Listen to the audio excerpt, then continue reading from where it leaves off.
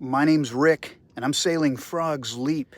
This morning I'm in Barra de Navidad, and I am headed south. Next stop, Manzanillo.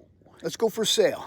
My name's Rick. I got my sea legs when I was in the Coast Guard, and I commanded a boat much like this one. Today I take my 27-foot sailboat on coastal passages in search of adventure. This season I'm heading south from La Cruz de Guanacaste. It will be my return to the Caribbean Sea via the Panama Canal. Living the pirate life.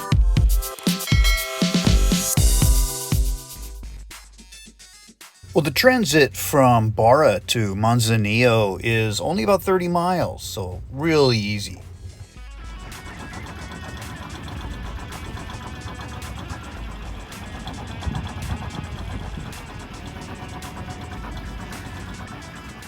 This is the last bit of restricted waters in the lagoon, and then I gotta clear this point to get out of Barra de Navidad, head south.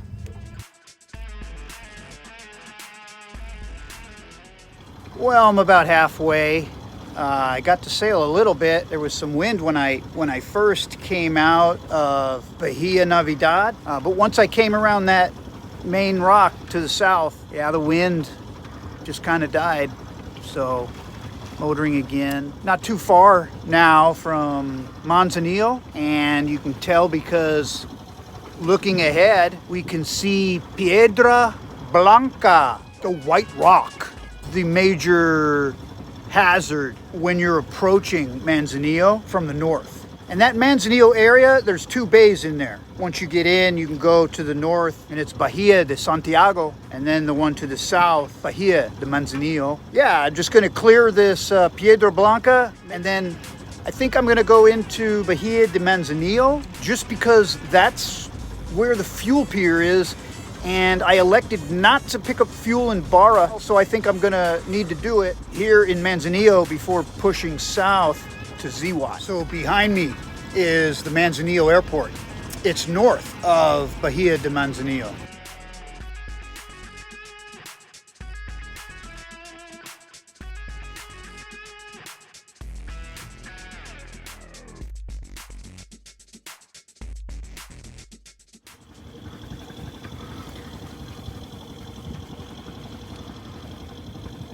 Well, the city of Manzanillo is starting to come into view, but I can see at least 4 deep drafts in there right now. There's also a couple hove to offshore waiting to get in. So this is a busy port, and there's also a traffic separation scheme in place into Bahia de Manzanillo, the southern bay. Well, that boat has been hove to there for a while, and so has that boat. So these two are clearly waiting to get into Manzanillo. Well, I wanted to get some more fuel before I left Barra de Navidad. So it was really shallow in there, and I knew there was a fuel pier here. I do think I need to get some before I leave Manzanillo, but I didn't need to get it in Barra. I'm entering into Bahia de Manzanillo. Now we're getting close to those commercial vessels. Check it out.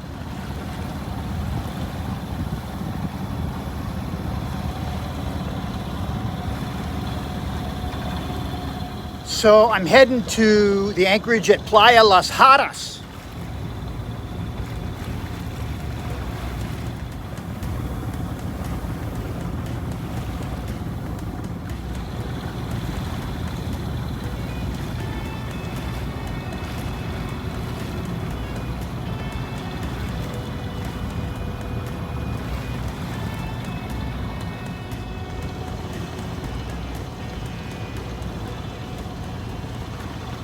All right, well, I got some fuel and I'm anchored in Manzanillo, and it's pretty impressive.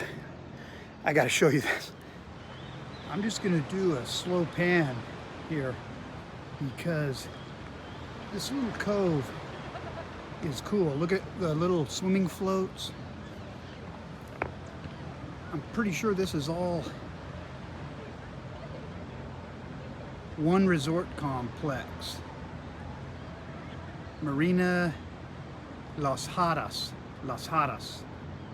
There's the entrance to the marina right there. I went in there to get some fuel and then just popped right outside here and dropped the hook. Yeah, pretty convenient. So I took the dinghy in to walk around a little bit. Oh yeah, there's Frog's Leap. I love to fly the drone when I get in, but I have to find a spot with some shade, and I'm thinking right behind this little aid to navigation, yeah, good place to fly from.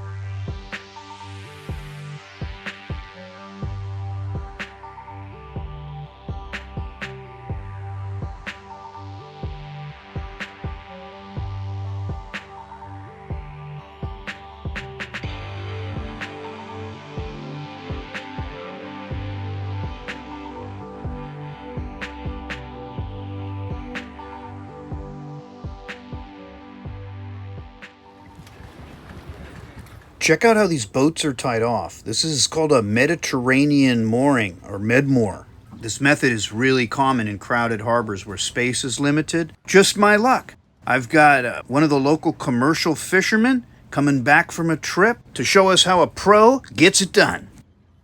In a Medmoor, the boat is secured with its stern towards the dock, and the bow is anchored or it's attached to the sea bottom through a mooring.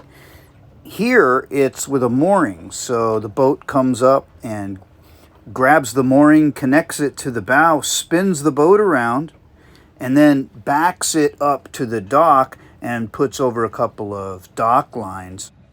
This technique allows for efficient use of space, and it's really prevalent in many Mediterranean ports. Notice how this captain knew exactly where to tie off that mooring line such that it acts as a brake, so the boat doesn't actually hit the dock. Also, notice how he keeps a stern propulsion on so the boat stays in place while his crew makes off the lines. That's pro, baby.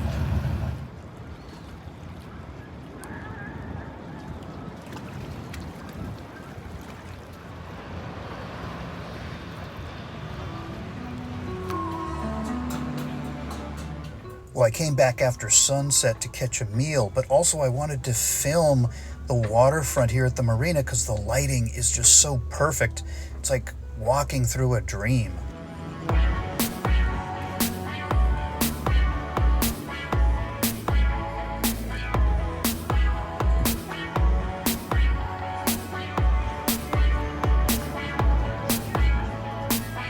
Well, there's Leaper 1, my dinghy.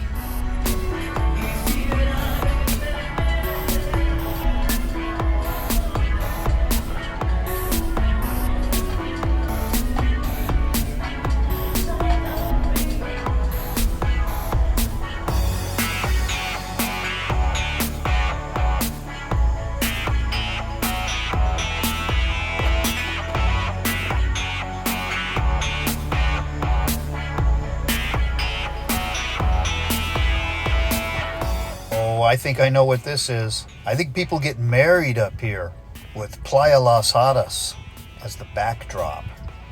This is super cool.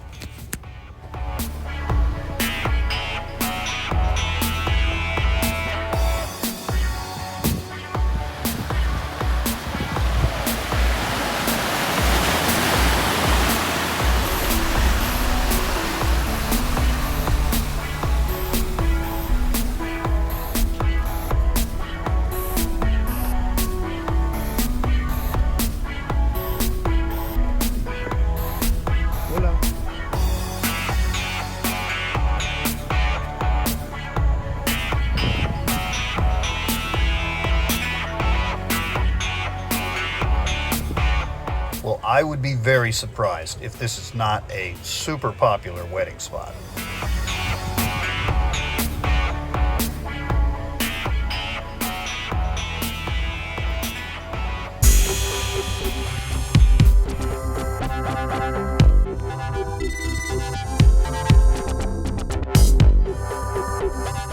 For real-time updates, check out Sailing Frogs Leap on Instagram.